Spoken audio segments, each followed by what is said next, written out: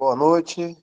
Continuar aqui com o livro A História da Igreja.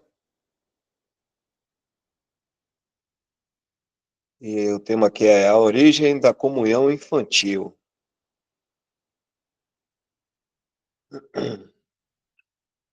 Quando a superstição em geral toma o lugar da fé e as noções humanas tomam o lugar da palavra de Deus, até que ponto homens, mesmo que sejam sérios e iluminados, podem ser levados? Agostinho defendeu firmemente a prática da comunhão infantil. Pensava-se que isso era uma consequência necessária do batismo infantil. Os pais, entre aspas, afirmavam que a graça de Deus derramada sobre os batizados era dada sem medida e sem limitação quanto à idade. Assim, eles racionariam, ou eles racionaram.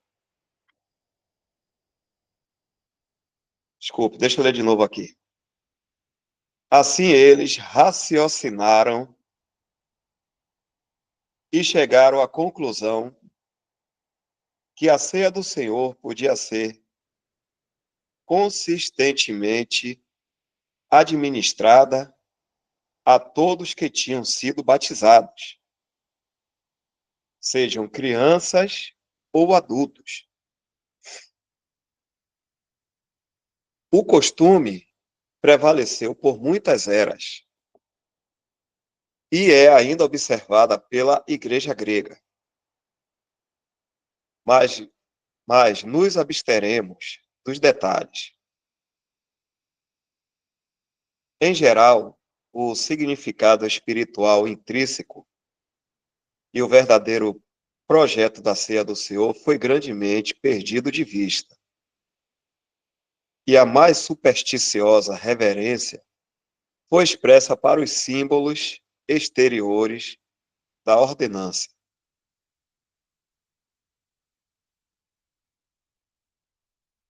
Da coisa, né?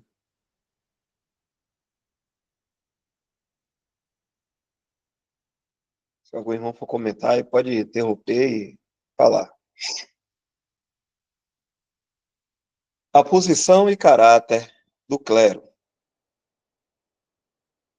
Ao estudarmos a história interna da Igreja durante o IV século, inumeráveis tópicos mereceriam uma breve observação. Mas podemos nos referir somente àqueles que caracterizam um período. A posição alterada do clero é uma questão importante e é responsável por muitas mudanças que foram introduzidas por eles. Desde o tempo de Constantino, os membros do ministério cristão atingiram uma nova posição social, com certas vantagens seculares. Isto levou um grande número a se unir à ordem sagrada pelos mais indignos motivos. Daí a triste influência dessa mistura profana em toda a igreja professa. Constantemente encontramos nela o orgulho, a luxúria arrogante e a assumida dignidade de toda a ordem clerical. Assim, conta-se com Martinho de Tours, quando, na corte de Maximo, deixou a imperatriz lhe esperando à mesa, e que, quando o imperador desejou beber diante dele, e esperava receber a taça de volta após o bispo ter bebido, Martinho a passou ao seu próprio capelão, como se tivesse honra mais elevada do que qualquer potentado terreno. Potentado terreno. Subiu só para a cabeça, já era. A circunstância nos mostra onde estava o clero, então, e o que eles pensavam de si mesmo e da dignidade espiritual em posição à classe secular. A igreja tinha então se tornado como uma grande casa, onde não somente há vasos de ouro e de prata, mas também de pau e de barro, uns para honra, outros, porém, para desonra. E assim tem sido desde então. E assim será até o final. Mas o caminho do fiel é simples. De sorte que, se alguém se purificar destas coisas, será vaso para a honra, santificado e idôneo para o uso do Senhor, para uso do Senhor, e preparado para toda a boa obra. 2 Timóteo, capítulo 2, 20 e 21. Algum comentário?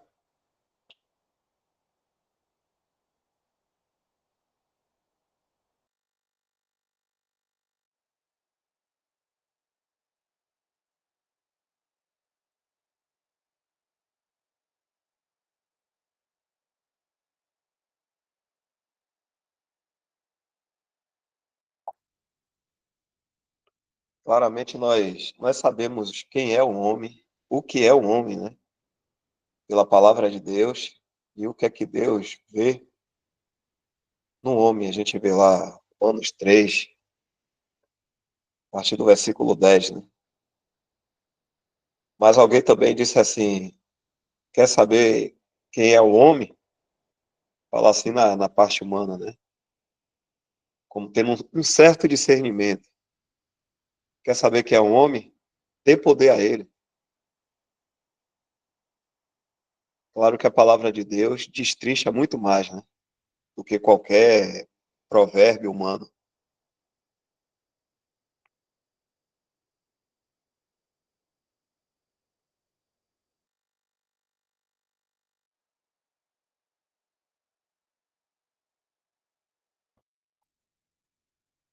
A origem e crescimento do monasticismo. Antes de abordarmos o período da igreja de Tiatira, pode ser interessante tomar nota do surgimento e crescimento das primeiras tendências ascéticas. A influência do monasticismo foi, de fato, muito grande durante a Idade das Trevas e em todas as igrejas ocidentais. Vamos traçar seu caminho desde sua fonte. É interessante conhecer o início das coisas, especialmente de coisas importantes e influentes. Durante a violência da perseguição sob Décio, por volta do ano 251, muitos cristãos fugiram ao exílio voluntário.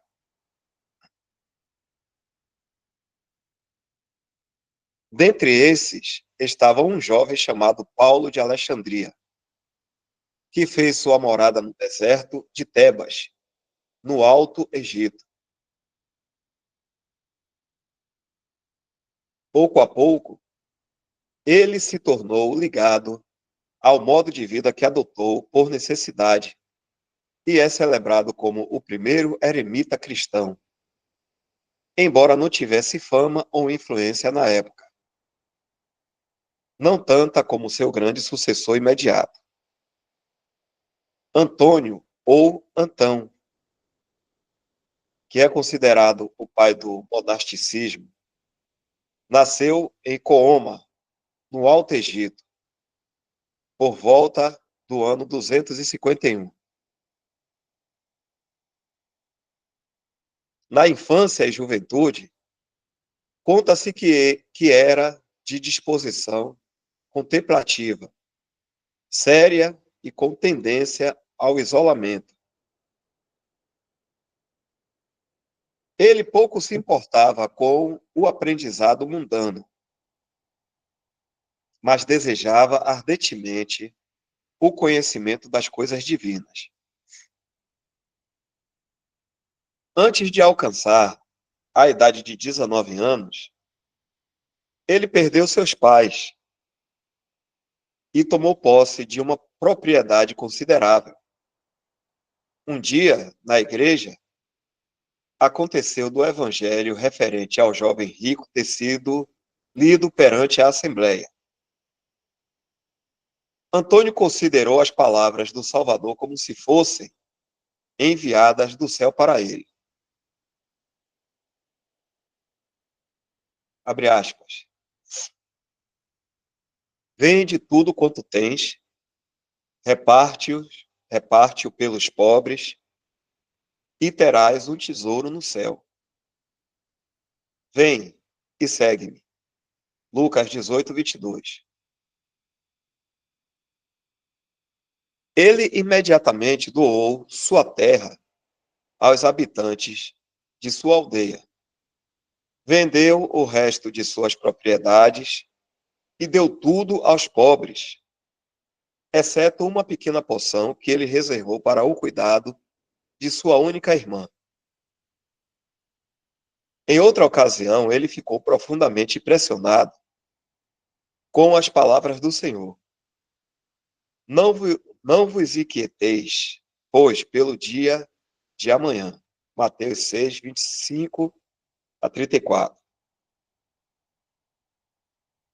E tomando essas palavras em sentido literal, despojou-se do resto de suas propriedades e mandou sua irmã a uma sociedade de virgens piedosas, para que ela pudesse ser livre de todos os cuidados com coisas terrenas e abraçasse uma vida de rígido asceticismo.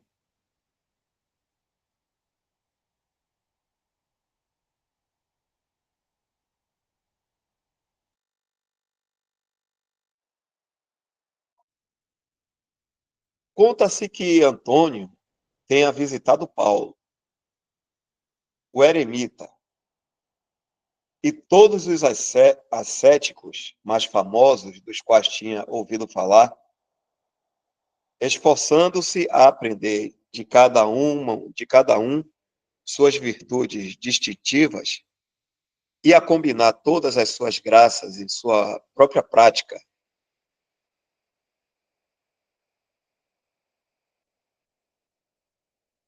Ele se fechou em uma tumba, onde viveu por 10 anos.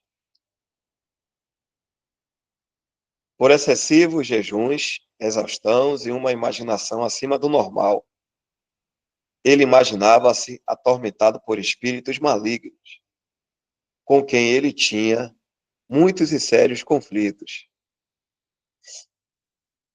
Antônio se tornou famoso. Muitos visitavam sua morada fora do comum, na esperança de vê-lo, ou de ouvir o barulho de seus conflitos com os poderes das trevas. Mas ele saiu de sua tumba e passou a habitar em um castelo em ruínas, perto do Mar Vermelho, por outros 20 anos.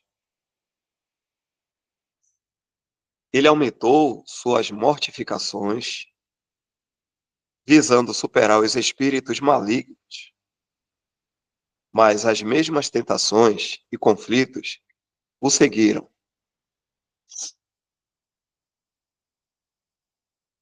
Estranho como possa parecer, esse marcante e iludido homem tinha um verdadeiro coração para Cristo e um coração terno para com seu povo. A perseguição sob Maximo 311 o tirou de sua célula para as cenas públicas em Alexandria. Sua aparição causou um grande efeito. Ele se dedicou aos sofredores, exortando-os a manterem inabalável confiança em suas confissões de Cristo e manifestando grande amor aos confessores nas prisões e nas minas.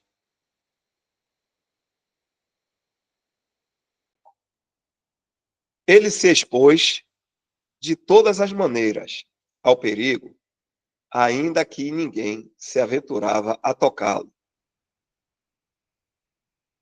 Supunha-se que um tipo de santidade inviolável cercava esse homem misterioso que parecia um fantasma.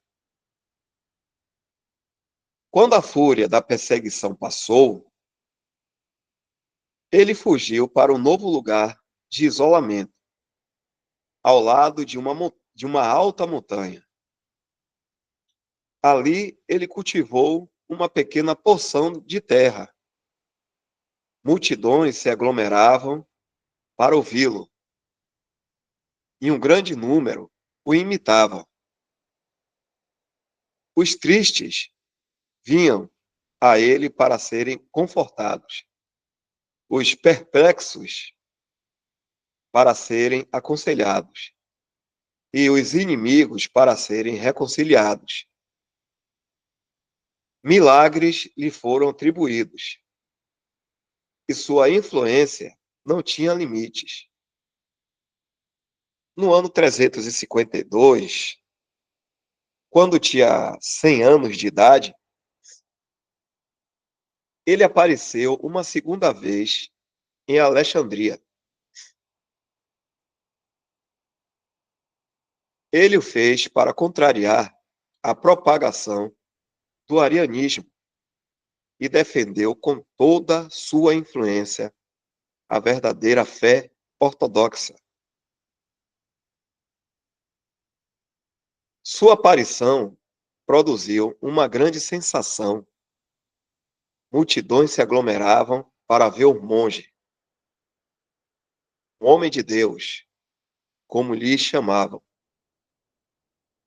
e ouvi-lo pregar, e muitos pagãos foram convertidos ao cristianismo por meio dele.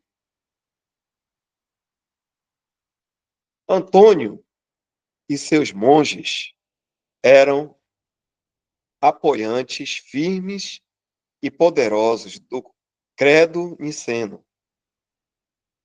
Ele viveu até a idade de 105 anos e morreu apenas alguns dias antes de Atanásio ter encontrado um refúgio entre os monges do deserto em 356.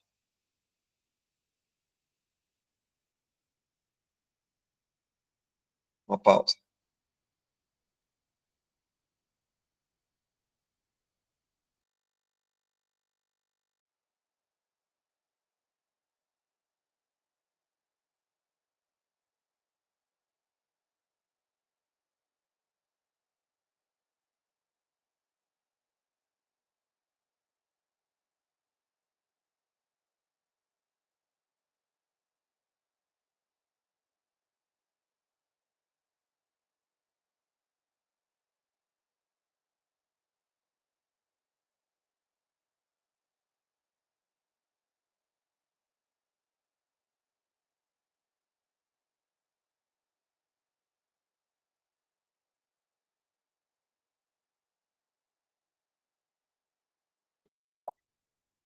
As virtudes e falhas de Antônio.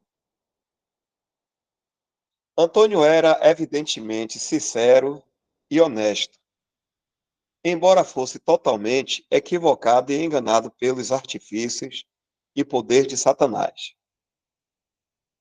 No lugar de agir de acordo com a comissão do Salvador aos seus discípulos, e de por todo o mundo, pregai o evangelho a toda criatura, Marcos 16:15, ou de seguir seu exemplo de andar fazendo bem.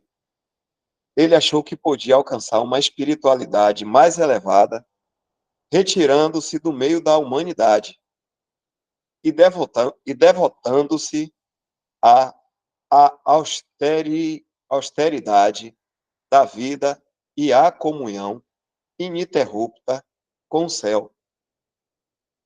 Ele era um cristão, mas totalmente ignorante da natureza e objetivo do cristianismo.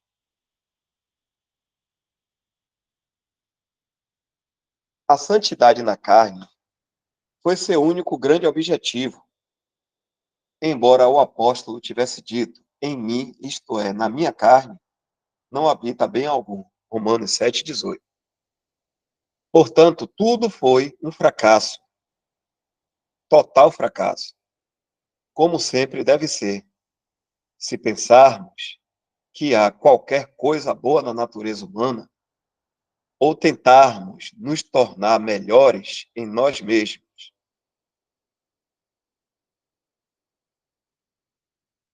Em vez de conseguir santificar sua natureza por meio dos jejuns e do ócio, ele descobriu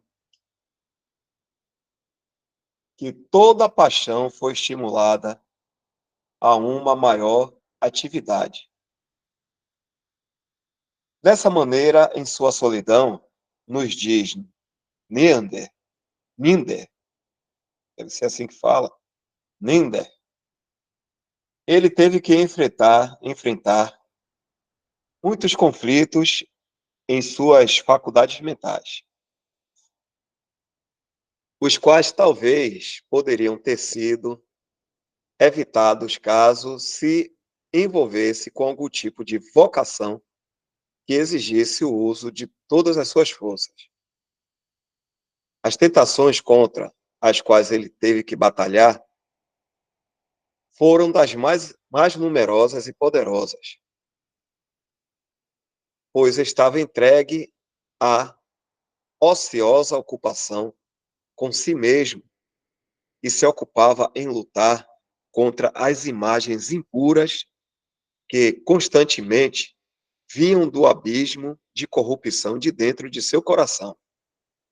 No lugar de esvaziar a si mesmo, dedicando-se a trabalhos mais dignos, ou de desviar o olhar para a eterna fonte de pureza e santidade.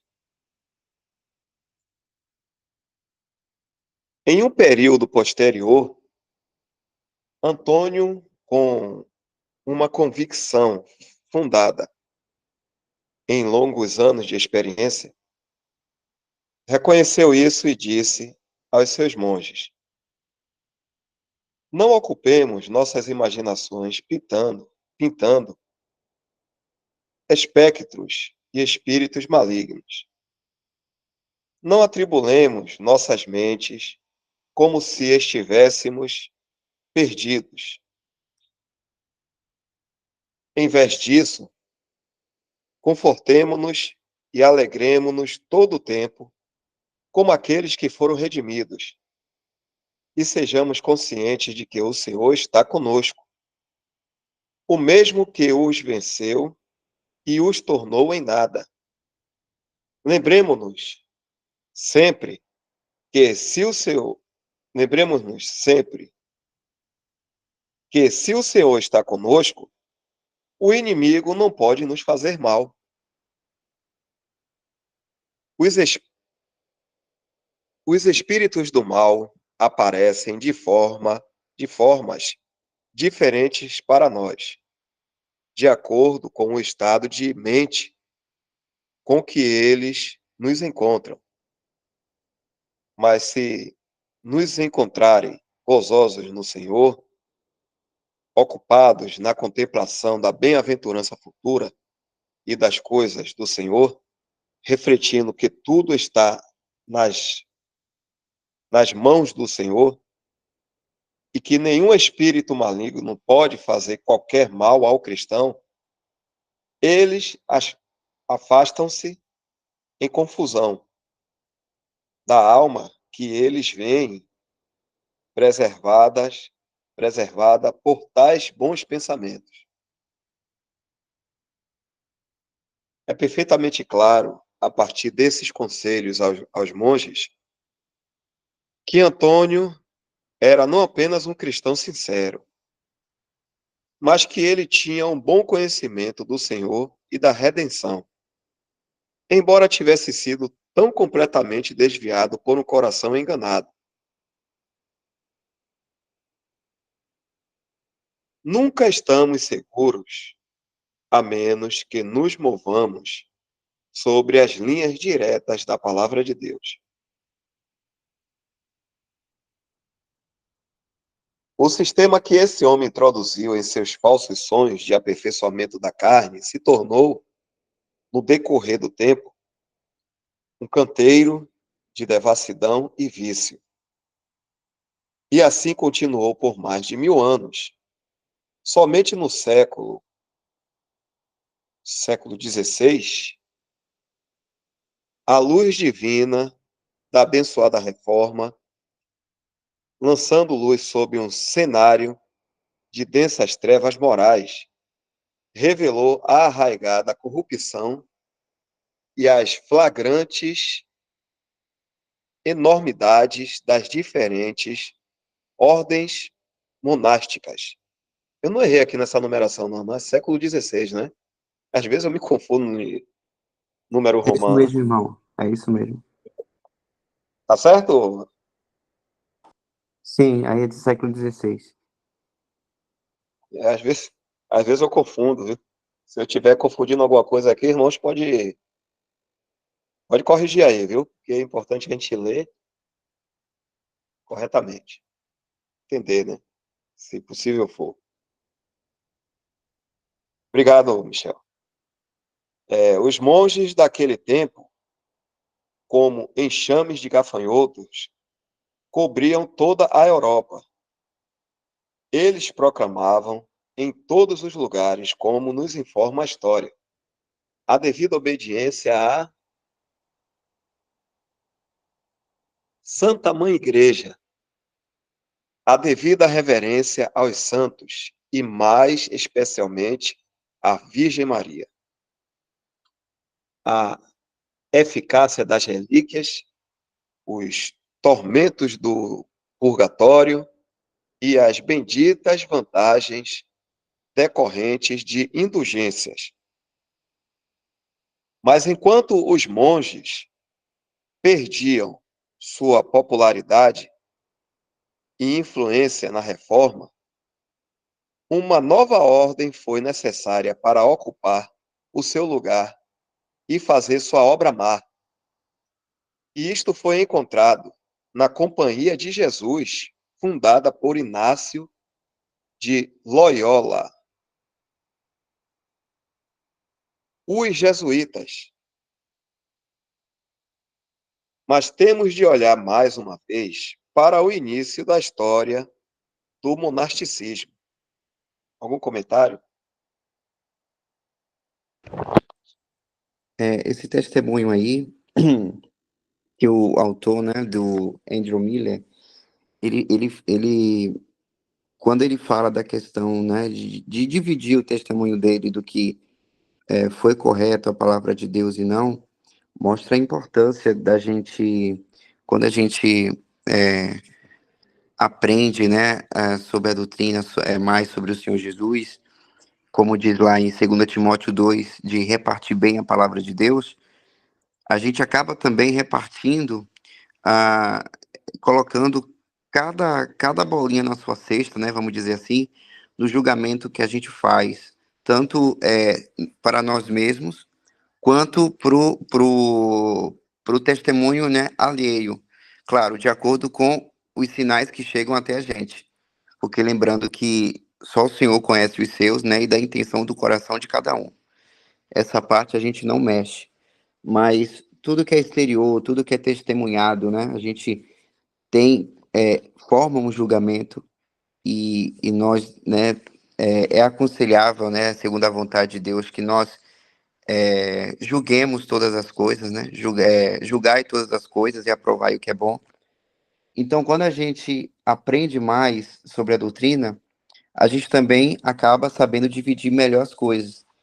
E mostra também o cuidado que a gente tem que ter com a aparência.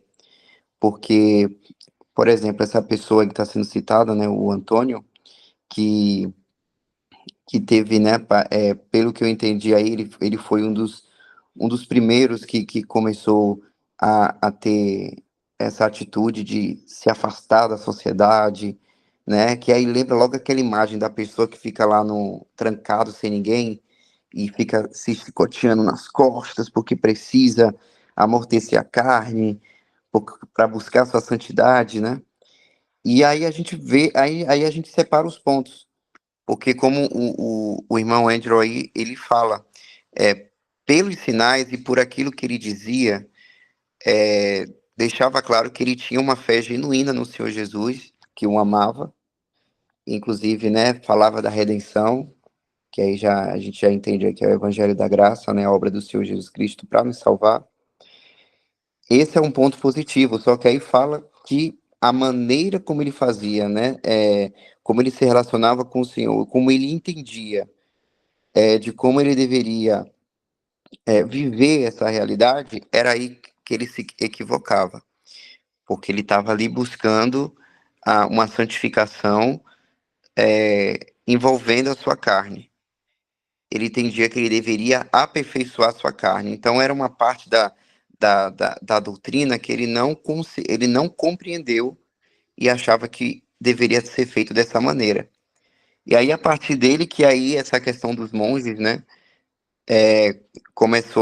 começou-se a proliferar essa ideia, ao ponto de se tornar um sistema ali com esse entendimento. E aí sim, a gente percebe aí pela história de que como com o tempo, né, com o domínio também do poder romano católico, católico romano, que isso foi piorando cada vez mais, porque a gente sabe que uma má doutrina ali errada, né, que não seja da sã doutrina, por mais mínima que pareça, na verdade, né, mais mínima ou um erro que quase ninguém vai perceber, aquilo ali vai começar a piorar e atrapalhar outros pontos da doutrina, que atrapalha outro ponto, quando vê tá tudo bagunçado por causa daquele probleminha lá no início. E aqui, essa situação aí é um exemplo. Então, só para reforçar, né, é importante, então, ver através desse relato histórico do perigo que é, né, a má doutrina. Embora, é, embora que a pessoa ela possa ser realmente um salvo em Cristo, que tenha crido no Evangelho ali, que ele possa ter tido um bom testemunho até perante o mundo, né? Porque se uma pessoa ele trata todo mundo bem, prega de Jesus Cristo, o seu Evangelho, e tem um testemunho bom para os olhos de todos, não significa que o que aquela pessoa está falando ou vivendo seja de acordo com a vontade de Deus.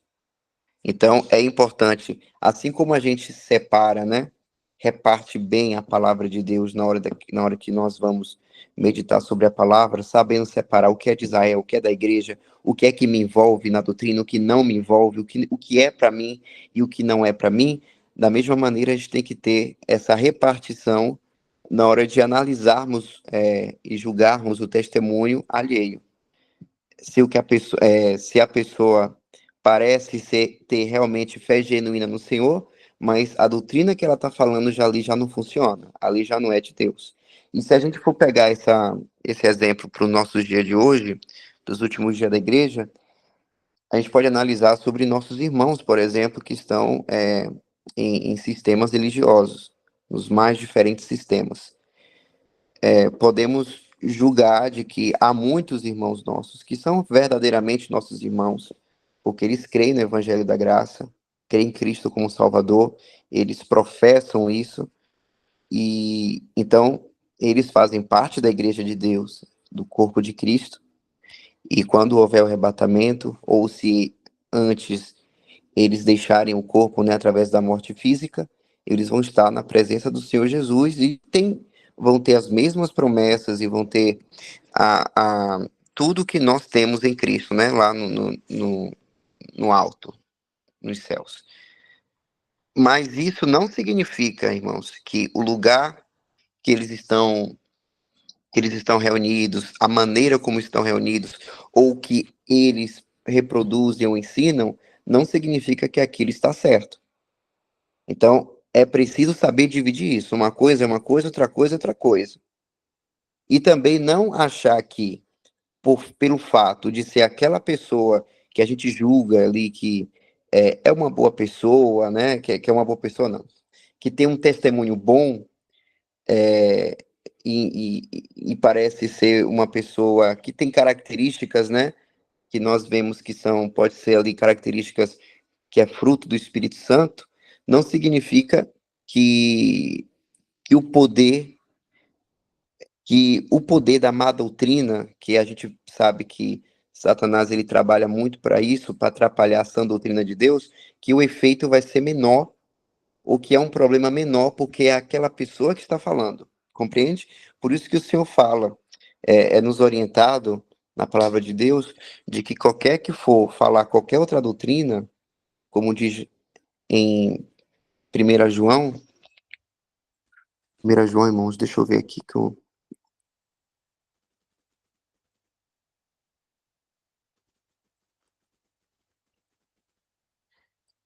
É, vou só verificar, irmãos. Ah, em 2 João, perdão. 2 João 1:10.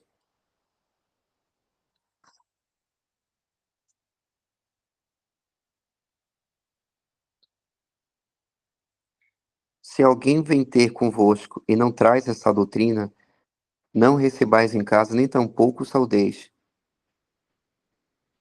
Ou seja, qualquer pessoa que for proferir, querer ensinar uma doutrina, a qual o irmão ou a irmã já sabe que não faz parte dessa doutrina, porque já tem um conhecimento da verdade e das bases elementares da verdade de Cristo e da sua doutrina, a doutrina da igreja, você já percebe que aquilo ali vai partir para outro ponto, nem recebe a pessoa em casa.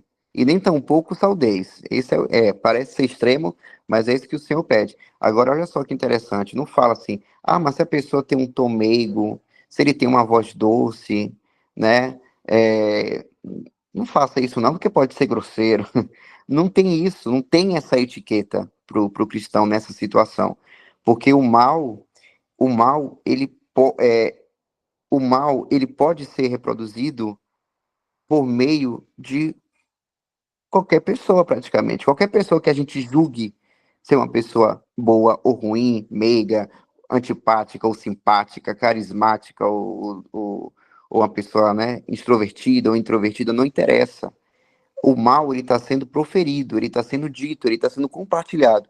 E é isso que é dito, é essa ação que é feita que atrapalha a verdade e logo atrapalha a glória de Cristo aqui no mundo, né?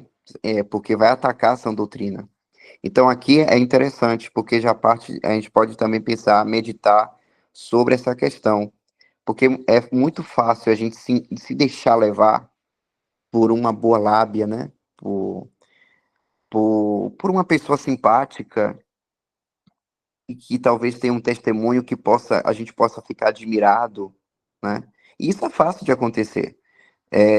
Eu conheço pessoas que têm uma vida cristã admirável aos meus olhos, mas são pessoas de sistema. Mas eu não posso romantizar essa situação para começar a unir as coisas e achar que se aquela pessoa que eu admiro, aquele testemunho que aquela pessoa tem para Cristo, mas congrega em tal lugar ou faz tal coisa que eu sei que na palavra de Deus está errado, eu vou começar a achar certo porque eu admiro aquela pessoa, eu admiro o testemunho daquela pessoa. Não, não. Separe bem as coisas, né? Não se deixe levar. O sim, a verdade é a verdade, a mentira é a mentira. Então a gente tem que saber separar, né? Separar cada coisa, repartir o que é a verdade de Deus, repartir o que é, e saber o que é o nosso julgamento, né? E é isso, irmãos. Eu acho que era esse ponto que eu quis frisar aqui, né? Inclusive, só para concluir, eu lembrei de outro versículo. Quando fala do. Eu acho que está em 2 Coríntios, quando fala que. Deixa eu ver aqui exatamente. 2 Coríntios 11:14, quando diz que Satanás se disfarça de anjo de luz. Olha aí a estratégia. Tá vendo como as coisas se conectam? E não é maravilha, porque tais falsos apóstolos são obreiros fraudulentos, transfigurando-se em apóstolos de Cristo. E não é maravilha, porque o próprio Satanás se transfigura em anjo de luz. Então a estratégia está aí. Tem até uma frase que as pessoas falam muito, né? A faça tá aí, cai quem quer. Então, é praticamente essa estratégia de Satanás para enganar, né? E muitos caem por causa disso, por causa da aparência, por causa da voz mansa, né?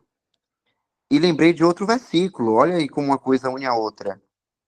É, quando fala da aparência de piedade, é em 2 Timóteo 3:5.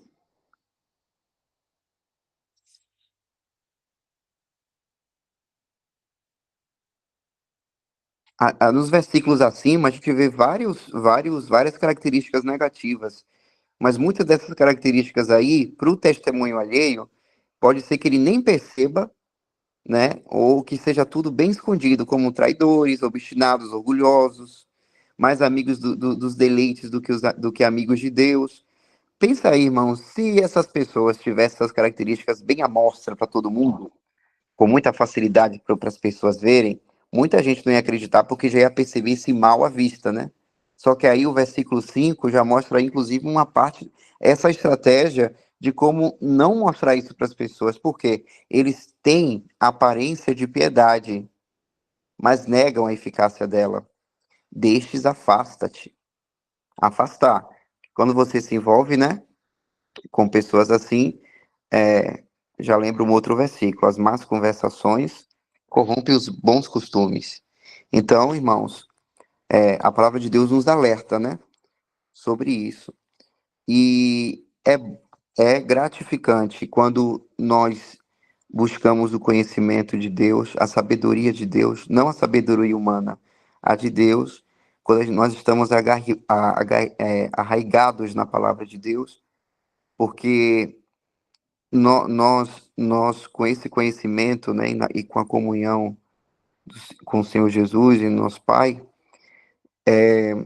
nós analisamos as situações, tanto cada um de nós, né, com a própria vida, com auto-julgamento e com tudo que a gente julga, né, esse julgamento que é necessário, como eu disse, mas com conhecimento da palavra de Deus, a gente tem uma análise que a gente não se deixa levar, não se deixa enganar. E só para concluir, irmão Dalco, eu estou falando demais já lembrei de outro versículo. Vai falando e vai lembrando de um versículo atrás do outro. De Efésios 4, olha aí, que eu falei assim de ir para o lado e para o outro, eu já lembrei do todo vento de doutrina. Eita! Efésios 4, versículo 14. Olha lá, bora no versículo anterior, só para a gente entender o contexto. Até que todos cheguemos à unidade da fé e ao conhecimento do Filho de Deus, a varão perfeito, à medida da estatura completa de Cristo, para que não sejamos mais meninos inconstantes, levados em roda por todo o vento de doutrina, pelo engano dos homens, que a gente viu lá na outra passagem, muitos desses homens têm uma aparência de piedade, né? Que com astúcia, aí astúcia, com estratégia, enganam fraudulosamente, antes seguindo a verdade em caridade. Aí é um ponto importante também no versículo 15 aí. Verdade em caridade, em outras versões a verdade em amor. Olha só, não pede para seguir em amor e na verdade. A verdade está antes do amor, porque a vontade de Deus é que a gente siga a verdade em amor. E quando eu li esse versículo, eu pensei até assim, Eu imaginei a verdade sendo uma estrada e o amor sendo o veículo, e nós nesse veículo. Então, a gente tem que seguir aquela estrada, não é para mudar outro caminho, é por aquele caminho, a verdade. Só que em amor, né? Não é em arrogância, não é em nenhuma outra característica, é em amor. Só que a gente não pode confundir. Lembrando, eu não posso achar que porque eu acho que aquela outra pessoa tem amor por mim, ou por Deus, tem aquela obediência, ou tem aquele sentimento de amor, a qual eu interpreto que é amor, né? Daquela pessoa para Deus, quer dizer que eu vou seguir o que, que ela está falando, porque ela falou de um jeito que tocou o meu coração. Tem gente que fala isso, né? Fulano me disse uma coisa que tocou o meu coração. Ele falou isso e aquilo, isso me deixou muito emocionado. Eu vou começar a fazer o que ele mandou. Aí outra pessoa pergunta: isso tá na palavra de Deus? Eu não sei se tá. Mas eu senti um negócio, vixe, aí que tá o perigo. Eu senti um negócio, cada um pode sentir o que for. Talvez você possa não sentir nada, mas busque obedecer a Deus, que por meio da palavra de Deus, porque a nossa segurança está na palavra de Deus, está no seu ensino, e não no que os outros estão comentando, da forma que está falando. A gente tem que estar seguro nisso. É isso, irmãos.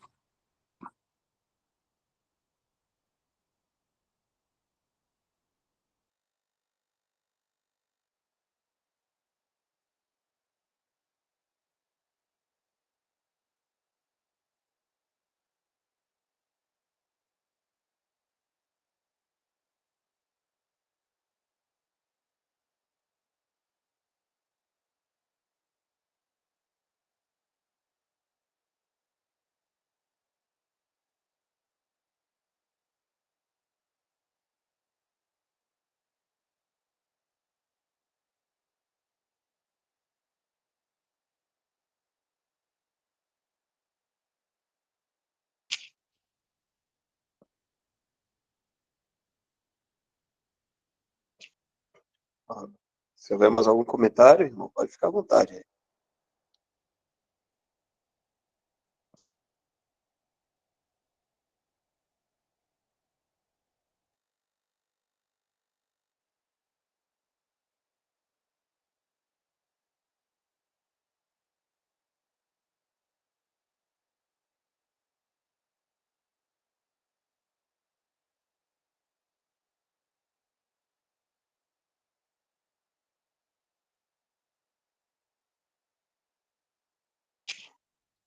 Então vamos lá. Tá dando para me ouvir, né?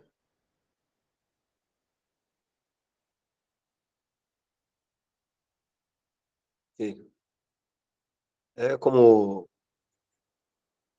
Michel está falando aí, nós estamos numa época em que as verdades fundamentais da palavra de Deus vieram à tona, estão bem acessíveis para nós. O conteúdo de informações muita.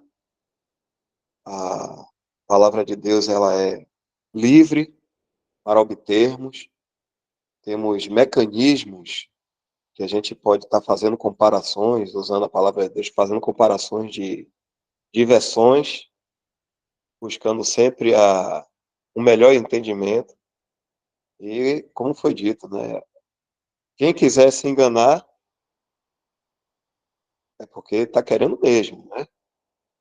Mas nós estamos vivendo uma época assim eu acredito assim, de uma grande responsabilidade, porque foi tudo, tá tudo para nós assim muito fácil. O cano já está fechado, a Bíblia, nós temos a Bíblia aí, os escritos dos irmãos do século XIX, tudo isso, toda essa gama de informação. Mas é sempre assim, não é porque foi o irmão Darby, Billy Kelly, o McTosh que estava falando, que eu vou pegar e, e, e vou sair dizendo amém, aleluia, é isso porque sou irmão. Os irmãos do século XIX. Certamente a gente acredita, né, nós cremos, que os irmãos receberam muita luz do Senhor. E se não fosse o Senhor, os irmãos também estariam provavelmente no erro, tanto Darby como William Kelly, todos os outros. Mas o Senhor levantou esses irmãos aí. E assim nós cremos que eles receberam muita luz. E ainda assim, a gente nunca deve deixar a palavra de lado. A gente precisa ler a palavra de Deus em oração, pedindo a Ele discernimento. Para isso também tem que ser sincero, né? Tem que ser sincero com Deus, porque muitas vezes a gente quer conhecer para querer mostrar conhecimento, ou para querer conversar com alguma pessoa próxima da gente que está querendo nos fazer pergunta a respeito do terreno, da verdade, de um só corpo, de reunião ao nome do Senhor. Não funciona. Existe o princípio de querer fazer a vontade de Deus, não a nossa.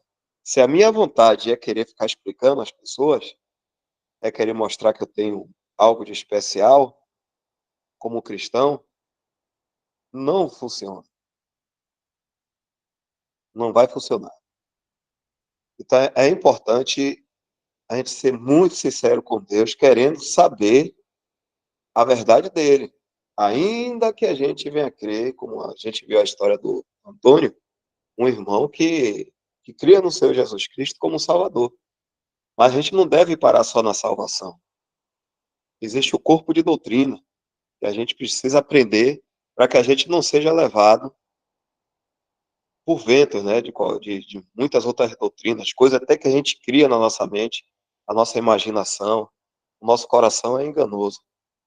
Então, é importante dar ouvido. Muitas vezes, vou falar assim, né, a gente, alguns irmãos podem não dar um certo valor a coisas que estão acontecendo para a edificação dos santos.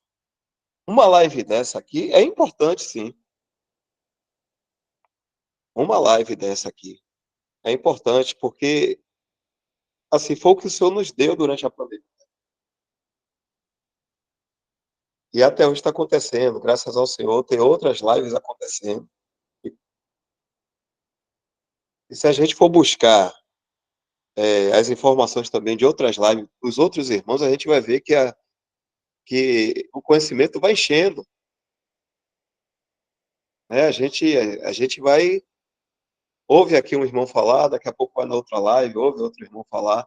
Então, é algo, se a gente tomar do Senhor, a gente vai ter proveito, porque é precioso também. Não é porque é uma coisa que está sendo feita na internet, então tem que tomar cuidado, porque na internet é assim, assim, assado, né? Porque algumas pessoas parecem ter uma certa aversão, né? Mas a gente precisa, é, assim, tomar as coisas como vindo do Senhor para nosso crescimento, para nossa ajuda. Não desprezar. Muitas vezes, assim, eu posso achar que eu não preciso estar numa live. Claro, não, numa live é uma coisa que vem que quer, é claro, mas também tome conta, tome cuidado com o que você está pensando, né? Porque às vezes a gente pode pensar de uma certa forma que não há necessidade de estar com os irmãos em uma live, e ao mesmo tempo posso estar dizendo assim, aonde eu estou, eu aqui sozinho em casa, ou eu mesmo lendo aqui, eu aprendo. A gente tem que tomar cuidado com certos tipos de pensamentos nossos, né? A gente viu aí o que foi que aconteceu com o Antônio. Ele tinha seus pensamentos a respeito de si mesmo, em relação ao Senhor. E onde foi que deu? Então, para nós também é assim. Eu não estou aqui persuadir a ninguém ficar entrando em live. Não estou falando isso. Eu estou falando a respeito de como a gente julga as coisas em que claramente estão sendo feitas para a honra e glória do Senhor e que a gente, às vezes, não tem uma certa simpatia por aquilo, aquele tipo de coisa, então julga errado aquilo ali, achando que a minha parte aqui está melhor. Eu não sei se deu para fazer vocês entenderem isso que eu estou falando aqui. Mas tome cuidado com pensamentos que vêm em nossa mente para a gente se afastar de determinadas comunhões com cristãos. Estou falando de irmãos que estão conhecendo a verdade. Tome cuidado com certos pensamentos, que muitas vezes eu posso dizer assim: ah, não tenho necessidade de estar na Assembleia. Não, não preciso estar na Assembleia agora, não. Ah, não tenho muita necessidade de. Ah, os irmãos vão estar se encontrando para conversar com não sei quem. Ah, não tenho muita necessidade disso, não. E nesses pequenos pensamentos, essas coisas aí, a gente vai dando margem para alguns enganos na nossa vida. A gente vai desprezando, muitas vezes, algo que o Senhor está nos chamando a atenção por uma vez, por duas, três, e a gente não tá ligando para isso. Irmãos, a gente tem que tomar muito cuidado, que embora sejamos santos, graças a Deus, é, a gente pode perder muita coisa. A gente pode perder muita coisa que o Senhor quer nos dar. Eu estou falando isso aqui para mim também, baseado no que a gente está vendo aí. A história da igreja está vendo como uma influência de uma pessoa só causa um mau rebuliço, cria um sistema, como o Michel falou, cria um sistema, e depois outro cria outro sistema, e vai assim, e Cristo vai ficando de fora. A gente precisa realmente, com simplicidade, que é o cristianismo, estar ouvindo a palavra de Deus e simplesmente atuar. Se a gente ainda tem temor, se a gente ainda não tem ânimo, a gente deve falar com o Senhor: Senhor, eu não estou tendo ânimo. Senhor, eu estou com medo. Mas se a verdade já foi explícita para nós a respeito da palavra de Deus ali, lugar de comunhão, lugar de adoração, e outras verdades que existem, exemplo aqui, é questão da cobertura da mulher, da não cobertura do homem, não é? O homem não cobre a cabeça, a mulher cobre a cabeça, está tendo contato com as coisas de Deus. E outras verdades também, por que eu vou ficar me retendo? É como se eu estivesse provocando ao Senhor. E pode chegar um momento em que o Senhor vai permitir que a gente faça a nossa vontade. É a pior coisa que pode acontecer. É o Senhor falar uma, duas, três vezes, não sei quanto mais, né? Que eu não sou Espírito Santo. E a gente resistir, resistir, e aí vai fazer agora a sua própria vontade. A gente pode seguir no erro sem perceber que está assim. É um perigo. A gente só vai entender agora quando estiver lá. Ah, foi eu que fiz isso. Ah, foi você que fez. Não foi o Senhor. Fui eu que fiz. Então, irmãos, é muito bom a gente ver, né, como isso aconteceu, os maus testemunhos na vida do cristianismo aí, né, nessas épocas que a gente está vendo aí, até onde nós chegamos hoje, que são absurdos que acontecem hoje em dia, a gente vê a semente disso tudo aí. Que a gente possa se guardar, que a gente possa se guardar de não estar dando ouvido a erros e imaginações da nossa mente e também é, não é falta de ânimo não, mas desencorajamentos que pode vir na nossa vida, com muitas coisas. Até aqui, irmãos, eu não sei se mais algum irmão gostaria de falar, já são 9h35, eu passei aqui um pouco também, mas como um assunto pertinente, assim, muito importante, se algum irmão quiser ainda falar alguma coisa, a gente segura aqui um pouco.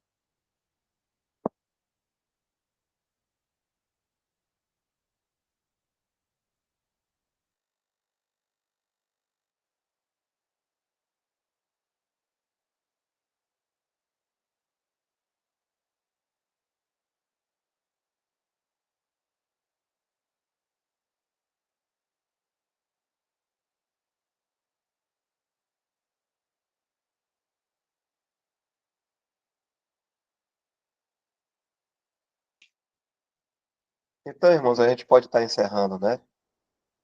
Existe uma coisa que eu sempre penso em relação a crente, a nós crentes, que a gente tem que encarar a realidade. A gente tem que ouvir a realidade realmente, porque isso é uma salvaguarda para nós. Muitas vezes a gente está dando vazão à carne, a gente está dando ouvido ao inimigo que sutilmente está nos enganando,